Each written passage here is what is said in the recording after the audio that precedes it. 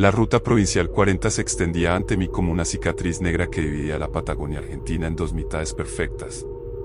Eran las 11:30 de la noche cuando decidí tomar ese atajo hacia Bariloche, después de haber pasado todo el día en una conferencia médica en Neuquén. Mi Volkswagen Surán plateado ronroneaba fielmente mientras las luces largas cortaban la oscuridad absoluta del desierto patagónico. La radio había perdido señal hace kilómetros, dejándome solo con el murmullo hipnótico del motor y el susurro constante del viento contra las ventanillas.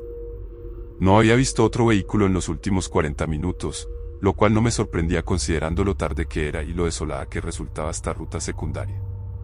Los camioneros preferían la ruta nacional 22, más transitada y con más estaciones de servicio YPF. Fue entonces cuando las vi por primera vez en el espejo retrovisor.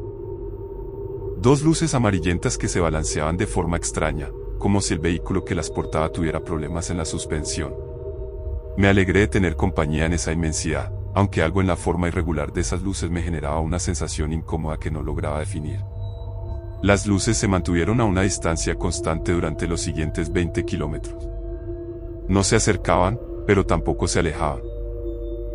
Era como si el conductor hubiera encontrado la velocidad perfecta para mantenerse exactamente en el mismo punto relativo a mi vehículo. Presioné ligeramente el acelerador, llevando mi velocidad de 90 a 100 km por hora. Las luces mantuvieron la misma distancia. Una inquietud fría comenzó a instalarse en mi estómago. Reduje la velocidad a 80 km por hora, fingiendo ser cautelosa con el asfalto irregular. Las luces también redujeron su velocidad, manteniéndose en esa posición matemáticamente precisa que empezaba a parecerme antinatural. El combustible de mi Surán marcaba un cuarto de tanque, suficiente para llegar a Bariloche, pero la siguiente estación de servicio estaba a más de 150 kilómetros. Decidí intentar un experimento.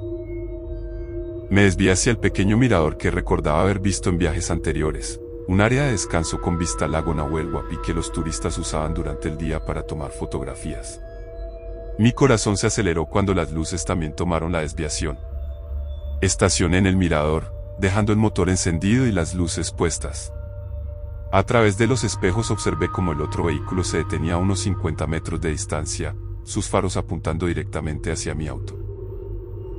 Durante varios minutos permanecimos inmóviles, como dos depredadores estudiándose mutuamente en la oscuridad patagónica. La temperatura exterior era de varios grados bajo cero, y mi aliento comenzó a empañar las ventanillas del Surán. Puse la calefacción al máximo, pero el frío que sentía no provenía del clima, sino de algo mucho más profundo y primitivo. Después de lo que me parecieron horas, pero que probablemente fueron solo 15 minutos, decidí continuar el viaje.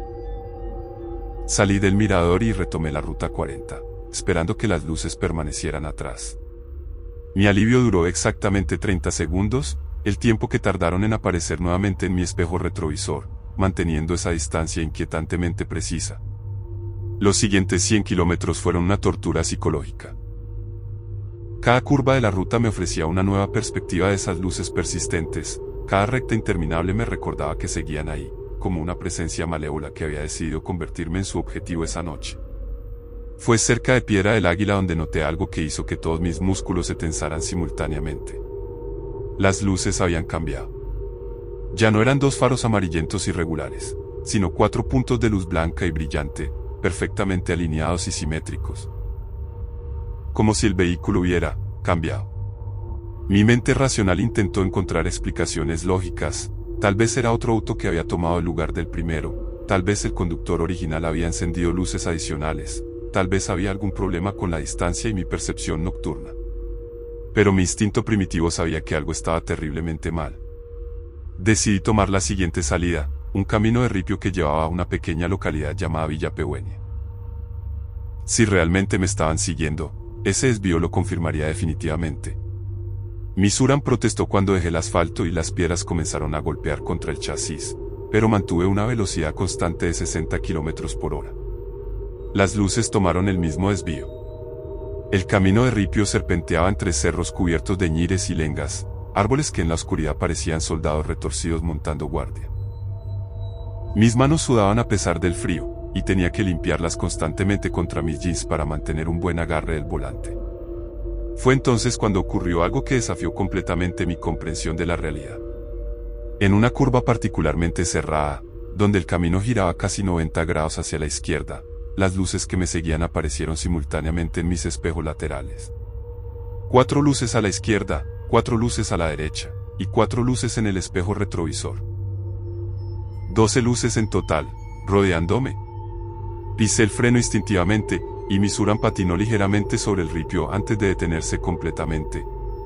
Mi respiración se había vuelto entrecortada, y podía sentir cómo el pánico comenzaba a nublar mi juicio. Tomé mi teléfono celular con manos temblorosas, sin señal, como era de esperar en esa zona montañosa. Las 12 luces permanecieron inmóviles durante exactamente 3 minutos. Luego, una por una, comenzaron a apagarse. Primero las 4 del espejo izquierdo, después las del derecho, y finalmente las del retrovisor. En menos de 30 segundos, había vuelto a quedar completamente sola en la oscuridad absoluta del bosque patagónico. Permanecí inmóvil durante otros 10 minutos, esperando que las luces reaparecieran, pero no lo hicieron. El silencio era tan completo que podía escuchar los latidos acelerados de mi propio corazón y el suave tic-tac del reloj del tablero de mi Sura. Finalmente, reuní el coraje suficiente para continuar. Di vuelta en U y regresé al asfalto de la ruta 40, conduciendo a 120 km por hora hasta llegar a Bariloche, revisando obsesivamente mis espejos cada pocos segundos. Llegué a mi hotel cerca de las 4 de la madrugada, con los nervios destrozados y una historia que sabía que nadie creería. Al día siguiente, decidí investigar un poco antes de regresar a Buenos Aires. Pregunté en la recepción del hotel, en la estación de servicios donde cargué combustible, y en el pequeño café donde desayuné. La respuesta fue siempre la misma. En los últimos 5 años, otros 8 conductores habían reportado experiencias similares en esa misma sección de la ruta provincial 40.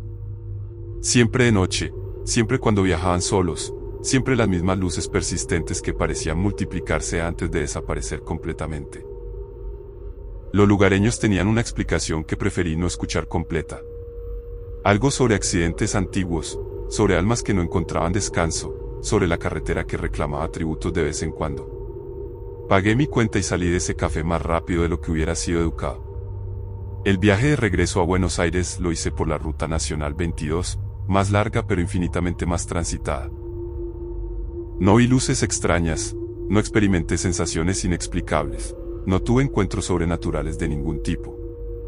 Pero cada vez que manejo de noche, sin importar dónde esté, reviso mis espejos con una frecuencia que roza la paranoia. Y hay noches, especialmente cuando llueve y la visibilidad es limitada, en las que juro ver luces que mantienen esa distancia matemáticamente perfecta, esa presencia persistente que desafía toda lógica. Hace 3 meses decidí cambiar mi Volkswagen Suran por un Honda CR-V nuevo, pensando que tal vez el problema había estado en mi vehículo anterior. Pero anoche, regresando de una cena en Tigre por la Panamericana, las vi nuevamente en mi espejo retrovisor. 4 luces perfectamente alineadas, manteniéndose a esa distancia exacta que ya reconozco como una firma, como una promesa silenciosa de que algún día, en alguna carretera solitaria, esas luces no van a conformarse simplemente con seguirme.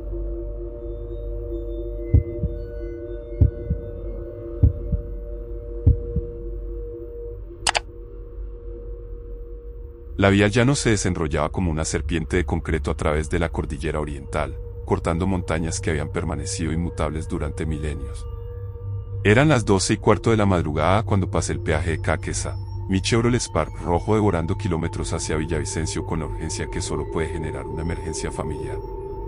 Mi hermana había llamado 3 horas antes desde el hospital departamental, su voz quebrada por la angustia. Papá había sufrido un infarto masivo y los médicos no garantizaban que pasara la noche.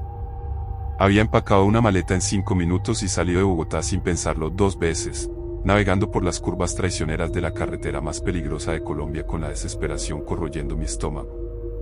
La radio captaba apenas fragmentos de vallenatos desde Girardot, interrumpidos por estática cada vez que atravesaba los túneles excavados en la roca viva de la montaña. El aire acondicionado de mi Spark luchaba contra la humedad que se filtraba desde los abismos cubiertos de niebla, donde las luces de pueblos perdidos parpadeaban como luciérnagas moribundas en la distancia. Había recorrido unos 80 kilómetros desde Bogotá cuando noté el primer indicio de que algo no marchaba bien. En el espejo retrovisor apareció un destello metálico, el reflejo de faros que se aproximaban desde atrás con una velocidad que parecía excesiva para esas curvas cerradas. Me hice a un lado, esperando que el vehículo me adelantara en la siguiente recta, pero nunca llegó a mi altura. Durante los siguientes 20 minutos, esos faros se mantuvieron a una distancia constante, apareciendo y desapareciendo en las curvas como un péndulo hipnótico. No era inusual encontrar otros conductores nocturnos en la vía al llano, camioneros que transportaban ganado desde el llano hasta Bogotá, comerciantes que madrugaban para llegar a tiempo a los mercados de Palo Quemado. Pero algo en la forma metódica como esos faros mantenían su posición me generaba una inquietud creciente. Decidí hacer una prueba. Aceleré hasta 90 km por hora en una de las pocas rectas disponibles, sintiendo como mi Spark vibraba ligeramente por el esfuerzo. Los faros mantuvieron exactamente la misma distancia. Reduje la velocidad a 60, fingiendo precaución por la niebla que empezaba a formarse en las partes más altas. Los faros también redujeron su velocidad. Una sensación fría me recorrió la columna vertebral. En 15 años manejando esa ruta para visitar a mi familia, había desarrollado un instinto para detectar conductores problemáticos, los borrachos que zigzagueaban peligrosamente, los impacientes que adelantaban en curvas ciegas, los narcotraficantes que manejaban con la paranoia de quien transporta mercancía ilegal. Pero esto era diferente. Esto tenía una precisión matemática que desafiaba la lógica humana. Cerca de Quetame, donde la carretera se bifurca hacia una ruta alterna que lleva a Medina, decidí tomar esa desviación. Si realmente me estaban siguiendo de manera intencional, ese desvío lo confirmaría sin lugar a dudas. Mi corazón se aceleró cuando los faros también tomaron la bifurcación, manteniéndose en esa posición geométricamente perfecta que ya empezaba a parecerme sobrenatural. La ruta hacia Medina era considerablemente más estrecha y serpenteante que la vía al llano principal. Los guardarraíles habían sido destruidos por deslizamientos recientes, dejando apenas centímetros entre el asfalto y precipicios de cientos de metros que se perdían en la negrura absoluta de la selva. Mi Spark protestaba en las curvas más cerradas, y podía sentir cómo las llantas luchaban por mantener tracción en el pavimento húmedo. Fue en una curva particularmente pronunciada, donde la carretera giraba casi 180 grados alrededor de una formación rocosa, que experimenté algo que aún hoy me cuesta trabajo aceptar como real. En el momento exacto en que mi vehículo completó la curva, los faros que me seguían aparecieron simultáneamente en los 3 espejos de mi Spark. Faros en el retrovisor, faros en el espejo izquierdo, faros en el espejo derecho. Era físicamente imposible. La geometría de la curva, la anchura de la carretera, la velocidad a la que viajábamos, ningún vehículo terrestre podría haber ejecutado esa maniobra. Era como si hubiera 3 autos diferentes, o como si el mismo vehículo hubiera encontrado la manera de existir en múltiples posiciones simultáneamente. Pisé el freno instintivamente, sintiendo como mi Spark derrapaba ligeramente antes de detenerse completamente en el arcén. Mis manos temblaban mientras buscaba mi celular Nokia, pero la pantalla mostraba el icono temido, sin servicio. En esas montañas, era común perder señal durante kilómetros, especialmente con el clima nublado que interfería con las torres de Comcel. Los 3 conjuntos de faros permanecieron inmóviles durante exactamente 5 minutos. Podía verlos claramente en mis espejos, 6 puntos de luz que parecían estudiarme con una inteligencia alien. El motor de mi Spark funcionaba al ralentí, su vibración familiar era lo único que me conectaba con la realidad en medio de esa experiencia que desafiaba todas las leyes físicas que conocía. Entonces, tan súbitamente como habían aparecido, los faros comenzaron a apagarse. Primero los del espejo derecho, después los del izquierdo, y finalmente los del retrovisor. En menos de 30 segundos, había vuelto a quedar completamente solo en la carretera oscura, rodeado únicamente por el coro nocturno de grillos y el susurro del viento entre los helechos gigantes. Permanecí inmóvil durante otros 10 minutos, esperando que los faros reaparecieran, que alguna explicación lógica se materializara, que mi mente encontrara una manera de procesar lo que acababa de experimentar. Pero no ocurrió nada. El silencio de la montaña era tan completo que podía escuchar mi propia respiración agitada y el goteo constante de humedad sobre las hojas de los yarugos. Finalmente, la urgencia por llegar al hospital donde mi padre luchaba por su vida superó mi miedo paralizante. Di vuelta en U y regresé a la vía al llano principal, conduciendo a velocidad máxima pero revisando obsesivamente todos mis espejos cada pocos segundos. No volví a ver faros extraños durante el resto del trayecto. Llegué al hospital de Villavicencio a las 3:30 de la madrugada, con los nervios destrozados pero aliviado de saber que mi padre había logrado estabilizarse. Durante los 5 días que permanecí en el llano acompañando su recuperación, intenté procesar racionalmente lo que había experimentado en la carretera. Hablé con enfermeras que vivían en Ketame, con camioneros que transitaban la ruta regularmente, con mecánicos que conocían cada curva de esa carretera como la palma de su mano. Varios mencionaron experiencias similares, faros que seguían a conductores solitarios, luces que aparecían en posiciones imposibles, vehículos que parecían desafiar las leyes de la física en esas curvas traicioneras. Un mecánico viejo, que había trabajado durante 30 años rescatando autos accidentados en la vía al llano, me contó algo que prefiero no recordar en detalle. Algo sobre almas que no encuentran descanso después de accidentes violentos, sobre la carretera que cobra tributos periódicos, sobre luces que aparecen cuando alguien está destinado a unirse a ese censo macabro de víctimas. No quise escuchar más. Pagué mi cuenta en el taller donde había llevado mi Spark para una revisión rutinaria y salí de ahí más rápido de lo que la cortesía llanera hubiera requerido. El viaje de regreso a Bogotá lo hice por la autopista norte, una ruta más larga pero infinitamente más segura y transitada. No experimenté fenómenos extraños, no vi luces inexplicables, no tuve encuentros que desafiaran mi comprensión de la realidad. Pero desde esa noche, cada vez que debo viajar por carretera después del atardecer, siento una opresión en el pecho que no se alivia hasta llegar a mi destino. Cambié mi Chevrolet Spark por un Renault Logan más grande, pensando que tal vez un vehículo con mejor estabilidad me daría más confianza en carreteras montañosas. Sin embargo, hace 2 meses, regresando de una reunión de trabajo en Tunja por la carretera central, volví a verlos. Faros que mantenían esa distancia matemáticamente perfecta, esa presencia persistente que reconozco inmediatamente como una firma, como una promesa silenciosa. Y cada vez que paso por el peaje de Caquesa, especialmente cuando hay neblina y la visibilidad es limitada, reviso mis espejos con una frecuencia que roza la obsesión. Porque sé que en algún lugar de esas montañas, algo espera pacientemente el momento adecuado para volver a aparecer. Mi padre se recuperó completamente del infarto, pero nunca le conté lo que experimenté esa noche en la carretera. Hay cosas que es mejor mantener en silencio, especialmente cuando involucran tramos de asfalto que han sido testigos de demasiadas tragedias como para permitir que las almas encuentren paz.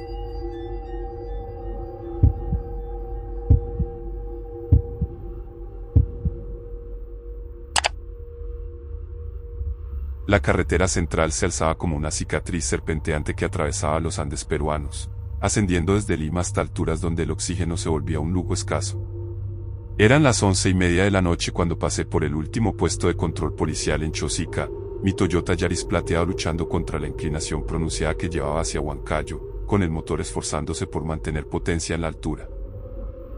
Había salido de Miraflores 3 horas antes, después de recibir una llamada urgente de mi supervisor en la mina de Casapalca. Un accidente en el túnel principal había dejado a varios trabajadores atrapados, y como la única ingeniera de seguridad disponible, debía llegar antes del amanecer para coordinar el rescate. Mi maleta de emergencia descansaba en el asiento trasero, junto con el equipo de medición que podría ser crucial para evaluar la estabilidad de la estructura colapsada. La radio del auto captaba apenas estática desde que había superado los 3000 metros de altitud, interrumpida ocasionalmente por fragmentos distorsionados de huainos que llegaban desde repetidoras de pueblos perdidos en las quebradas. El Hitter luchaba contra el frío cortante de la puna, mientras las luces de mi Yaris cortaban la oscuridad absoluta de la montaña, revelando precipicios que se perdían en la negrura infinita del abismo andino. Llevaba aproximadamente 2 horas de ascenso cuando noté la primera anomalía en el espejo retrovisor. Un destello dorado y difuso, como si alguien estuviera siguiéndome con faros de halógeno antiguos, esos que usaban los camiones mineros de los años 80. Me extrañó porque la mayoría del tráfico pesado hacia las minas utilizaba rutas alternas durante las horas nocturnas, evitando las restricciones de peso que imponía la policía de carreteras en la central. Durante los siguientes 20 kilómetros, ese resplandor dorado se mantuvo a una distancia constante, apareciendo y desapareciendo en las curvas cerradas con una regularidad que empezó a parecerme antinatural. No era la primera vez que manejaba esa ruta de noche. En 5 años trabajando para la compañía minera había hecho el trayecto al menos 50 veces, pero nunca había experimentado esa sensación de estar siendo seguida con tal precisión matemática. Decidí hacer una prueba cerca de Río Blanco, donde la carretera se divide momentáneamente en 2 carriles debido a trabajos de mantenimiento perpetuos. Cambié al carril izquierdo y aceleré hasta 80 km/h, lo máximo seguro para esa altitud y esas condiciones. El resplandor dorado mantuvo exactamente la misma distancia relativa. Regresé al carril derecho y reduje la velocidad a 50, fingiendo precaución por las placas de hielo que se formaban en las sombras de los cerros. El resplandor también ajustó su velocidad. Una opresión familiar comenzó a instalarse en mi pecho, pero no estaba segura si era por la altitud o por la inquietud creciente que me generaba esa presencia persistente. A los 4000 metros sobre el nivel del mar, el aire contenía apenas 60% del oxígeno disponible al nivel del mar, y mi cuerpo siempre reaccionaba con taquicardia y una sensación de ahogo que podía confundirse fácilmente con ansiedad. Fue cerca de Ticlio, en el punto más alto de la carretera donde se alcanzaban los 4800 metros de altitud, que decidí tomar el desvío hacia la mina abandonada de Yauricocha. Si realmente me estaban siguiendo, esa desviación lo confirmaría definitivamente. El camino hacia Yauricocha era un sendero de ripio que solo utilizaban ocasionalmente los geólogos que hacían estudios de impacto ambiental en concesiones inactivas. Mi corazón se aceleró. Aunque no podía determinar si por la altitud o por el miedo, cuando el resplandor dorado también tomó la desviación hacia Yauricocha.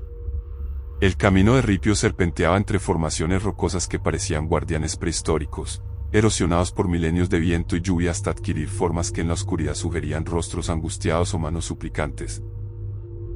Mi Yaris protestaba contra las piedras que golpeaban el chasis, y podía sentir cómo las llantas luchaban por mantener tracción en superficies donde el hielo se alternaba con barro y grava suelta. Fue en una curva particularmente cerrada, donde el sendero giraba 90 grados para evitar una formación rocosa llamada el Apu Dormido por los pobladores locales, que experimenté algo que todavía me despierta en las madrugadas con sudores fríos. En el momento preciso en que mi vehículo completó la maniobra, el resplandor dorado que me había estado siguiendo apareció simultáneamente en mis 3 espejos. Resplandor dorado en el retrovisor, resplandor dorado en el espejo izquierdo, resplandor dorado en el espejo derecho. Era una imposibilidad física absoluta. La geometría del terreno, la estrechez del sendero, la velocidad a la que nos movíamos, ningún vehículo conocido podría haber ejecutado esa multiplicación espacial. Era como si hubiera 3 fuentes de luz diferentes, o como si la misma fuente hubiera encontrado la manera de existir simultáneamente en múltiples coordenadas del espacio tridimensional. Pisé el freno instintivamente, sintiendo como mi Yaris patinaba sobre grava húmeda antes de detenerse completamente junto a una formación rocosa que los mineros llamaban la Viuda, debido a su silueta que recordaba a una mujer enlutada. Mis manos temblaban mientras buscaba mi radio Motorola, pero solo obtenía estática. A esa altitud y en esa ubicación remota, las comunicaciones terrestres eran prácticamente imposibles. Los 3 resplandores dorados permanecieron inmóviles durante exactamente 7 minutos. Podía verlos claramente en mis espejos, 6 puntos de luz dorada que pulsaban con una intensidad que parecía respirar, como si fueran entidades vivas observándome con una inteligencia incomprensible. El motor de mi Yaris funcionaba irregularmente debido a la altitud, su vibración entrecortada era lo único que me conectaba con la realidad mecánica en medio de esa experiencia que violentaba todas las leyes naturales que conocía. Entonces, con la misma súbita aparición que habían tenido, los resplandores comenzaron a desvanecerse. No se apagaron abruptamente como luces eléctricas, sino que se difuminaron gradualmente, como si fueran absorbidos por la propia oscuridad andina. Primero los del espejo derecho, después los del izquierdo, y finalmente los del retrovisor. En menos de un minuto, había vuelto a quedar completamente sola en la soledad absoluta de la montaña. Permanecí inmóvil durante otros 15 minutos, luchando contra la sensación de mareo que podía ser atribuida tanto a la altitud como al shock psicológico. El silencio a esa altura era diferente al silencio de otras geografías. Era un silencio denso, casi sólido, interrumpido únicamente por el silbido del viento entre las rocas y el ocasional crujido de hielo expandiéndose en las grietas de la montaña. Finalmente, la urgencia del accidente minero y la responsabilidad hacia los trabajadores atrapados superaron mi terror paralizante. Di vuelta en U con extrema dificultad en el sendero estrecho y regresé a la carretera central, conduciendo a la velocidad máxima que las condiciones permitían, pero revisando obsesivamente todos mis espejos cada pocos segundos. Llegué a la mina de Cazapalca a las 5:15 de la madrugada, con los nervios destrozados pero aliviada de saber que todos los trabajadores habían sido rescatados exitosamente 2 horas antes de mi llegada. Durante los 3 días que permanecí en el campamento minero supervisando las reparaciones estructurales, intenté procesar racionalmente lo que había experimentado en la carretera. Hablé con operadores que llevaban décadas trabajando en esas alturas, con camioneros que transportaban mineral desde las minas más remotas hasta los puertos de la costa, con técnicos que conocían cada curva peligrosa y cada punto de derrumbe potencial de la carretera central. Varios mencionaron fenómenos similares. Luces que seguían a conductores solitarios en las noches de luna nueva, resplandores que aparecían en posiciones geométricamente imposibles, vehículos fantasmales que parecían ser manifestaciones de la propia montaña. Un capataz quechua hablante, que había nacido en Huancayo y llevaba 40 años en las minas, me contó algo en su español entrecortado que prefiero no recordar completamente. Algo sobre apus que custodian las montañas, sobre espíritus de mineros que murieron en accidentes antiguos y que aún recorren las carreteras buscando compañía para el viaje eterno, sobre luces que aparecen cuando alguien está destinado a quedarse para siempre en esas alturas. No quise escuchar más detalles. Terminé mi reporte técnico sobre la estabilidad del túnel y regresé a Lima por la carretera de la costa, una ruta considerablemente más larga pero que transcurre al nivel del mar y con tráfico constante las 24 horas. Pero el mes pasado, cuando tuve que regresar a Casapalca para una inspección de rutina, volví a verlos en la carretera central. Resplandores dorados que mantenían esa distancia matemáticamente perfecta, esa presencia persistente que reconozco inmediatamente como una firma, como una cita pendiente. Desde entonces, cada vez que debo viajar a altitudes superiores a los 3000 metros, especialmente durante las noches sin luna cuando la oscuridad andina se vuelve absoluta, siento una opresión en el pecho que no se alivia hasta regresar al nivel del mar. Y hay noches, especialmente cuando llueve en Lima y las nubes cubren los cerros que rodean la ciudad, en las que juro ver resplandores dorados moviéndose entre las montañas, como recordatorios de que en algún lugar de esas alturas, algo espera pacientemente mi regreso.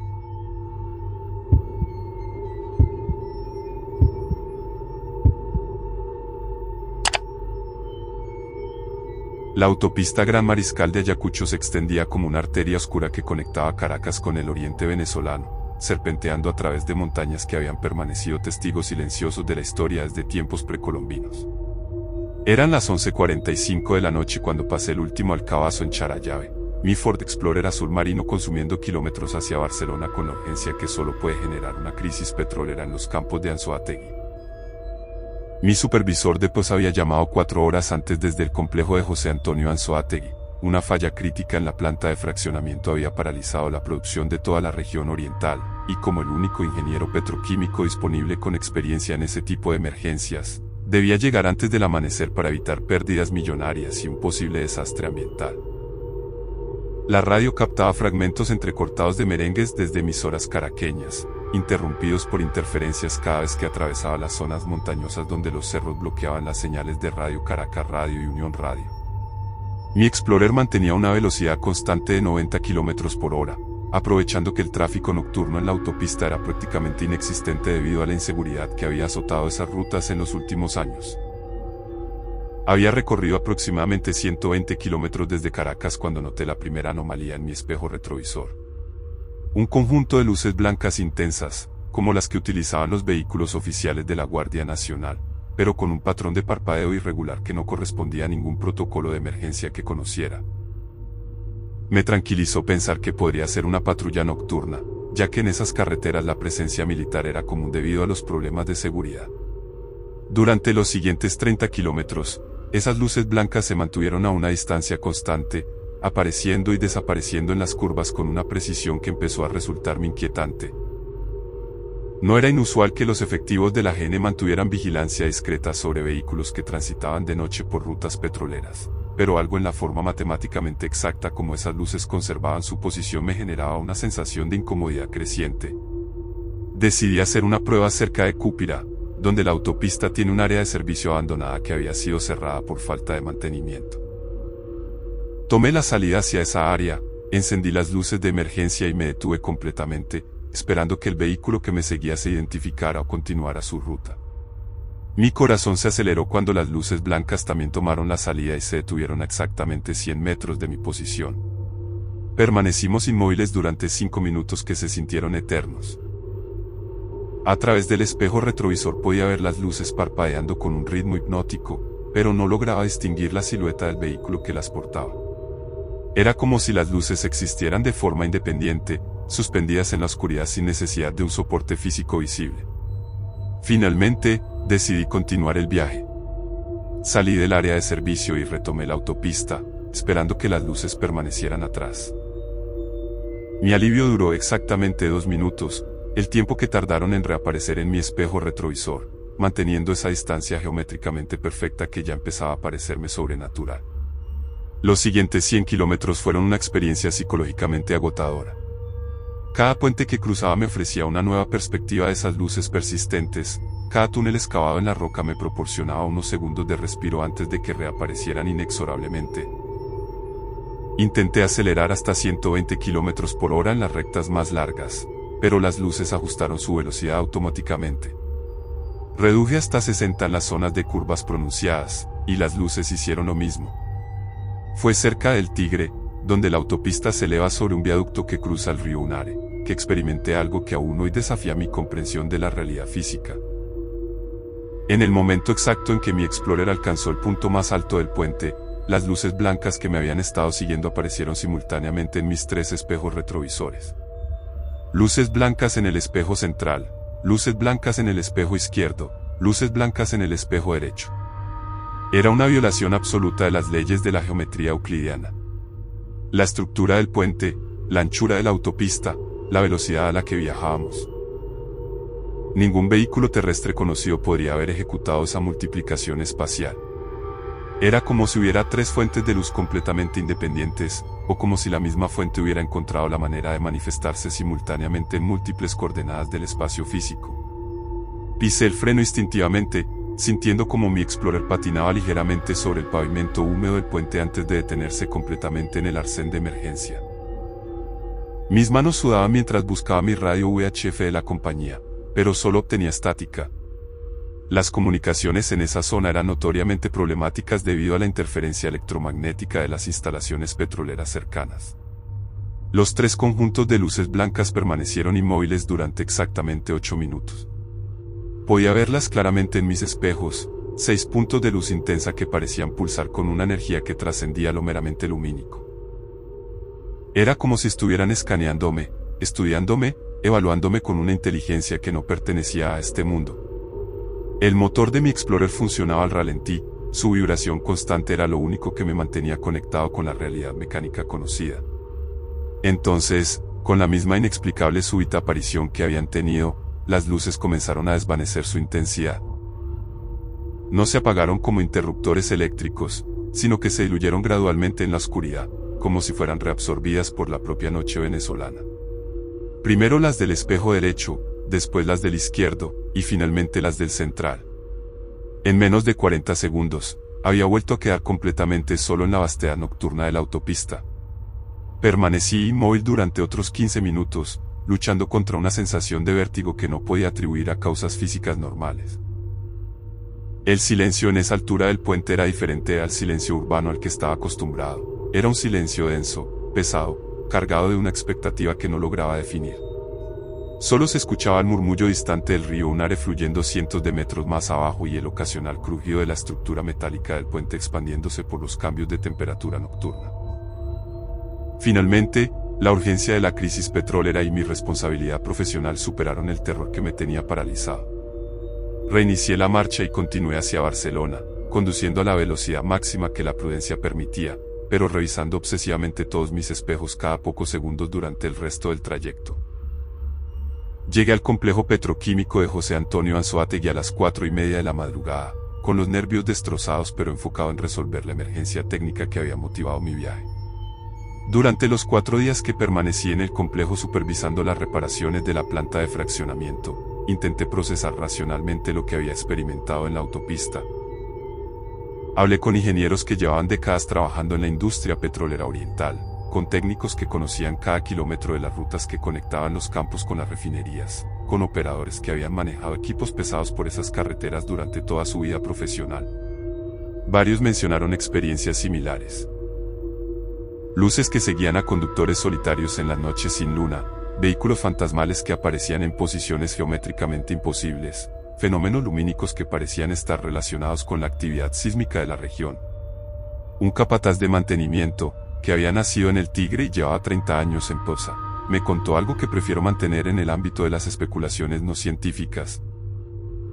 Algo sobre espíritus de trabajadores petroleros que murieron en accidentes de las primeras décadas de explotación, sobre luces que aparecen cuando las operaciones industriales perturban el equilibrio energético del subsuelo, sobre manifestaciones que se intensifican durante las crisis de producción. No quise profundizar en esos temas. Completé mi informe técnico sobre la restauración de la planta y regresé a Caracas por la ruta costera a través de Puerto La Cruz, una alternativa más larga pero que transcurre al nivel del mar y con mayor tráfico comercial. Sin embargo, el mes pasado, cuando tuve que regresar al complejo de José por una auditoría de seguridad, volví a verlas en la autopista Gran Mariscal de Ayacucho. Luces blancas que mantenían esa distancia matemáticamente perfecta, esa presencia persistente que reconozco inmediatamente como una firma energética, como una cita pendiente con algo que trasciende mi comprensión actual de la realidad. Desde entonces, cada vez que debo viajar por autopistas que atraviesan zonas de explotación petrolera, especialmente durante las noches de luna nueva cuando la oscuridad venezolana se vuelve absoluta, experimento una opresión en el pecho que no se alivia hasta llegar a mi destino. Y hay noches, especialmente cuando las crisis energéticas afectan el suministro eléctrico de Caracas y la ciudad se sumerge en apagones parciales, en las que juro ver luces blancas moviéndose entre los cerros que rodean el valle, como recordatorios de que en algún lugar de esas autopistas, algo espera pacientemente el momento de completar un encuentro que apenas he comenzado a comprender.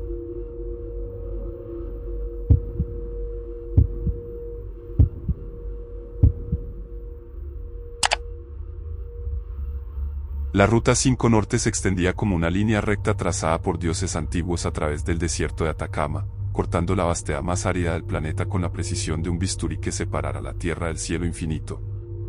Eran las 12 menos cuarto de la madrugada cuando pasé por el último control de carabineros en Calama, mi Suzuki Swift rojo devorando kilómetros hacia Iquique con la desesperación que solo puede generar una emergencia médica familiar. Mi hermana había llamado 5 horas antes desde el Hospital Regional Dr. Ernesto Torres Galdames, su voz quebrada por la angustia. Mamá había sufrido un derrame cerebral masivo durante una visita a nuestros tíos en Iquique, y los médicos no garantizaban que resistiera hasta la mañana siguiente. Había empacado una maleta en 10 minutos y salido de Santiago sin pensarlo 2 veces, conduciendo toda la noche a través de Chile con el motor de mi Swift protestando contra la altitud del altiplano. La radio había perdido toda señal después de dejar atrás las últimas torres repetidoras de Antofagasta, sumergiendo mi pequeño auto en un silencio absoluto que solo era interrumpido por el murmullo hipnótico del motor y el silbido constante del viento del desierto contra las ventanillas. En esa inmensidad no había visto otro vehículo en los últimos 60 kilómetros, lo cual no me sorprendía considerando lo tarde que era y lo desolada que resultaba esa sección de la carretera que atravesaba el corazón mismo del Atacama. Había recorrido aproximadamente 400 kilómetros desde Santiago cuando noté el primer indicio de que algo no marchaba de acuerdo a los parámetros normales. En el espejo retrovisor apareció un resplandor rojizo y pulsante, como si alguien estuviera siguiéndome con luces de emergencia defectuosas, pero con un patrón de intermitencia irregular que no correspondía a ningún protocolo de emergencia que conociera de mis años trabajando como paramédico en la región metropolitana. Durante los siguientes 40 kilómetros, ese resplandor rojizo se mantuvo a una distancia constante que desafiaba toda lógica humana. No se acercaba cuando yo reducía la velocidad, no se alejaba cuando aceleraba. Era como si hubiera encontrado una velocidad relativa perfecta que le permitiera mantener una posición geométricamente exacta con respecto a mi vehículo, independientemente de las variaciones en mi velocidad de crucero. Decidí hacer una prueba cerca de María Elena, donde la ruta tiene un área de descanso para camioneros que transportan cobre desde las minas de Chuquicamata hacia los puertos del norte. Tomé la salida hacia esa área, esperando que el vehículo que me seguía se identificara como una patrulla de carabineros o continuara su ruta hacia el norte.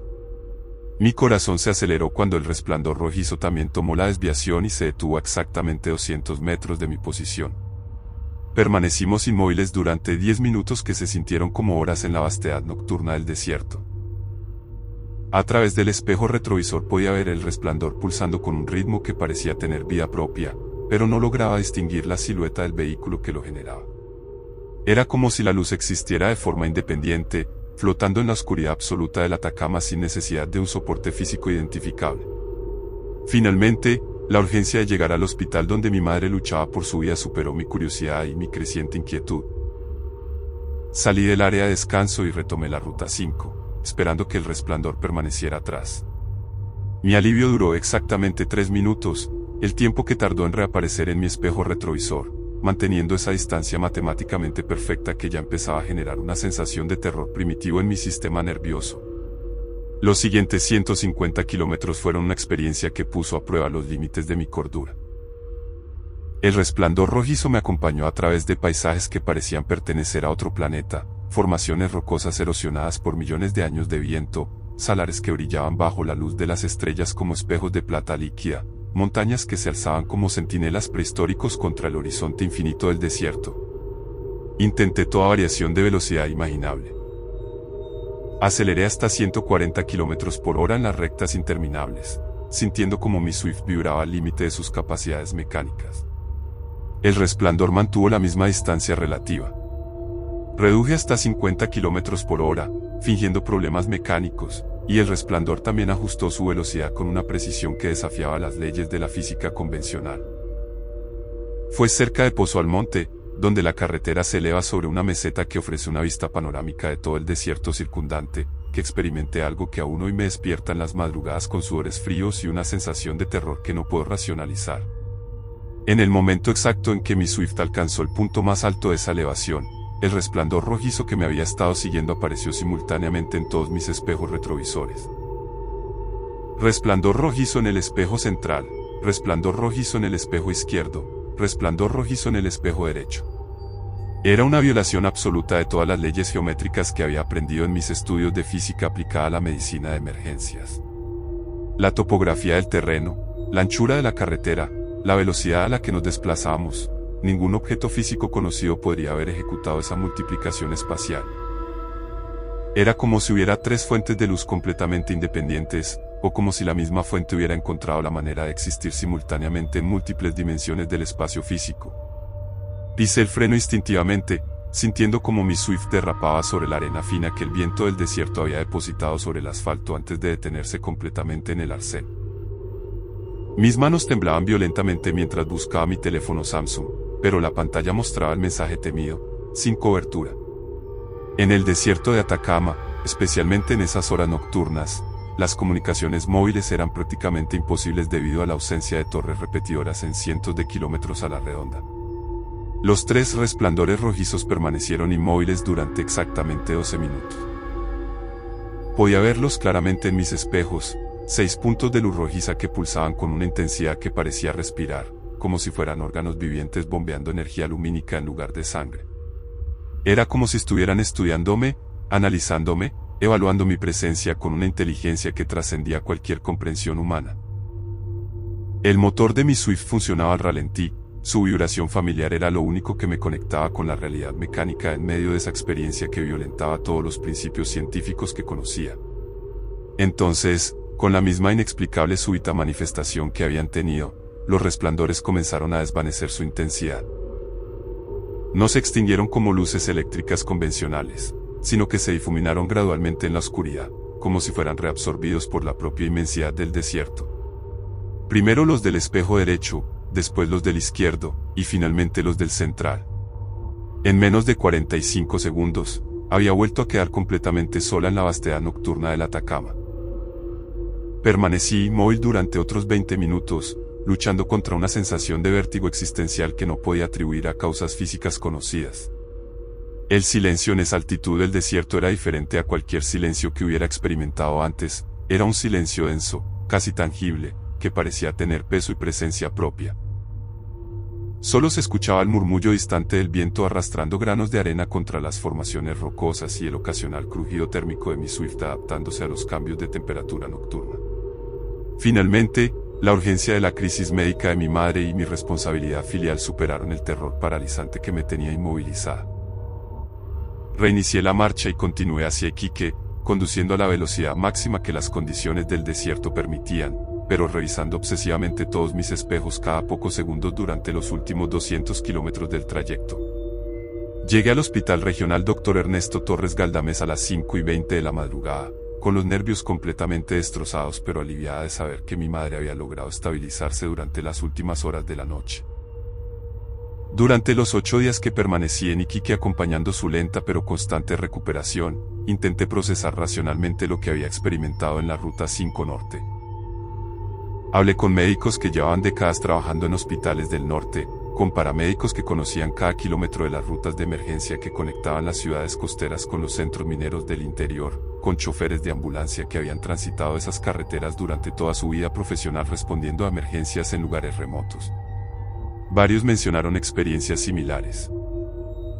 Luces que seguían a conductores solitarios durante las noches sin luna, resplandores que aparecían en posiciones geométricamente imposibles, fenómenos lumínicos que parecían estar relacionados con la actividad electromagnética única del desierto de Atacama. Una enfermera atacameña, que había nacido en San Pedro de Atacama y llevaba 30 años trabajando en hospitales regionales, me contó algo en su español entrecortado por palabras en kunza que prefiero mantener en el ámbito de las creencias ancestrales no verificables científicamente. Algo sobre espíritus de viajeros que se perdieron en el desierto durante los siglos de explotación salitrera, sobre luces que aparecen cuando las condiciones electromagnéticas del Atacama crean ventanas temporales hacia otras dimensiones, sobre manifestaciones que se intensifican durante las crisis familiares cuando las emociones humanas alteran los campos energéticos personales. No quise profundizar en esas explicaciones que desafiaban mi formación científica. Completé los trámites del traslado médico de mi madre a Santiago y regresamos por la ruta costera a través de Antofagasta, una alternativa considerablemente más larga pero que transcurre al nivel del mar y con tráfico comercial constante las 24 horas. Sin embargo, hace 3 meses, cuando tuve que regresar a Iquique para una conferencia de medicina de emergencias en el hospital regional, volví a verlos en la Ruta 5 Norte.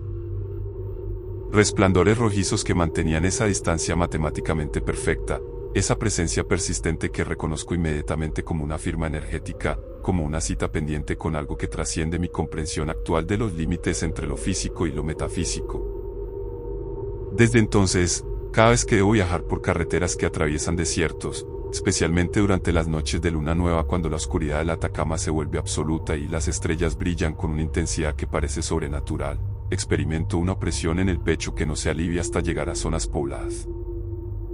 Y hay noches, especialmente cuando trabajo turnos nocturnos en la ambulancia y recorremos las carreteras periféricas de Santiago bajo cielos despejados, en las que juro ver resplandores rojizos moviéndose entre los cerros que rodean la cuenca de la capital, como recordatorios de que en algún lugar de esas rutas desérticas, algo espera pacientemente el momento de completar un encuentro que apenas he comenzado a comprender y que desafía todos los paradigmas científicos en los que he basado mi carrera profesional.